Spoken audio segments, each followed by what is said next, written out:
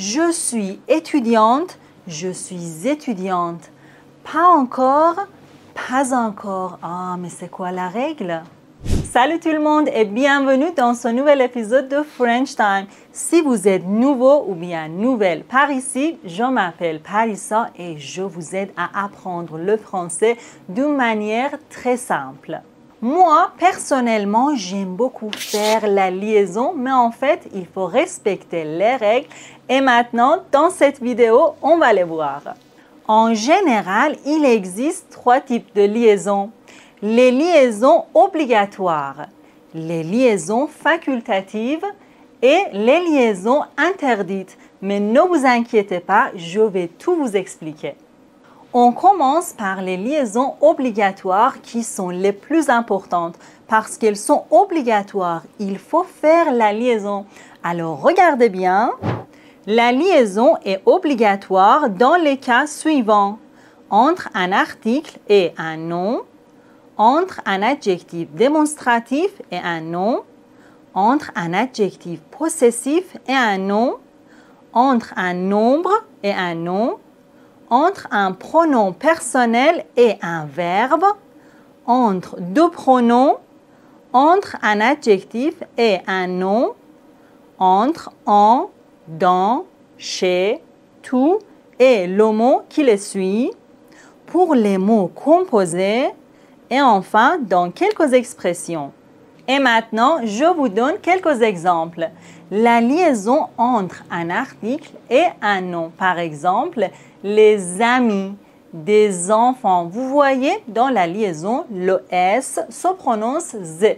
Les amis, des enfants. La liaison entre un adjectif démonstratif et un nom, comme par exemple, ces images. Normalement, on ne prononce pas le S dans ces, mais ici, on doit faire la liaison. Ces images. La liaison entre un adjectif possessif et un nom. Par exemple, mes idées, ces histoires. Ici, on doit faire la liaison. Mes idées, ces histoires. La liaison entre un nombre et un nom, comme par exemple 3 éléphants, 2 enfants. Vous voyez, dans la liaison, le S et le X se prononcent Z. 3 éléphants, 2 enfants. La liaison entre un pronom personnel et un verbe, comme par exemple, nous allons, vous écoutez, ils aiment. On doit faire la liaison, c'est obligatoire. Nous allons, vous écoutez, ils aiment. La liaison entre 2 pronoms, comme par exemple, nous en voulons encore. Vous y allez quand? Vous voyez, on doit faire la liaison, c'est obligatoire. La liaison entre un adjectif et un nom, comme par exemple, les petits insectes, mes nouveaux élèves, un grand avion. Mais attention, j'ai dit un grand avion. Dans la liaison, le D se prononce T. Un grand avion. On ne doit pas dire un grand avion, non. Un grand avion. Quand est-ce que vous partez en vacances? Vous voyez, quand est-ce que? Un grand avion. La liaison entre en, dans, chez, tout et un nom. Comme par exemple, en août, dans un mois, chez eux. Elle est tout étonnée. Vous voyez, la liaison est obligatoire. La liaison est obligatoire dans la plupart des mots composés, comme par exemple les États-Unis, ou bien porc-épic, porc-épic.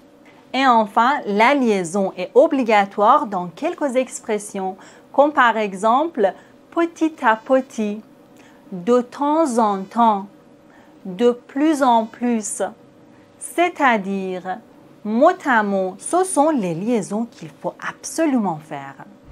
Et maintenant, on arrive aux liaisons facultatives, c'est-à-dire on peut faire la liaison, mais ce n'est pas obligatoire. Quand le discours est plus formel, on va faire plus de liaisons. Alors, regardez bien. La liaison est facultative dans les cas suivants.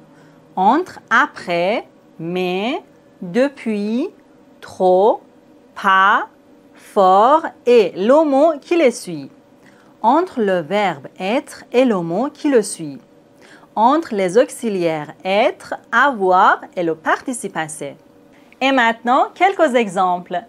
Après avoir lu ce livre, j'ai travaillé. Après avoir, ou on peut dire après avoir. Tu es trop impatient. Tu es trop impatient.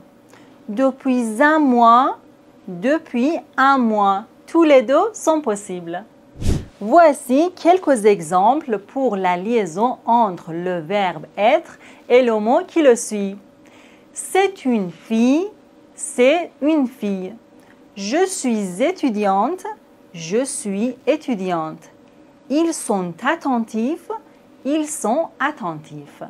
Être, avoir plus participe passé, comme par exemple, je suis allé à la piscine, je suis allé à la piscine.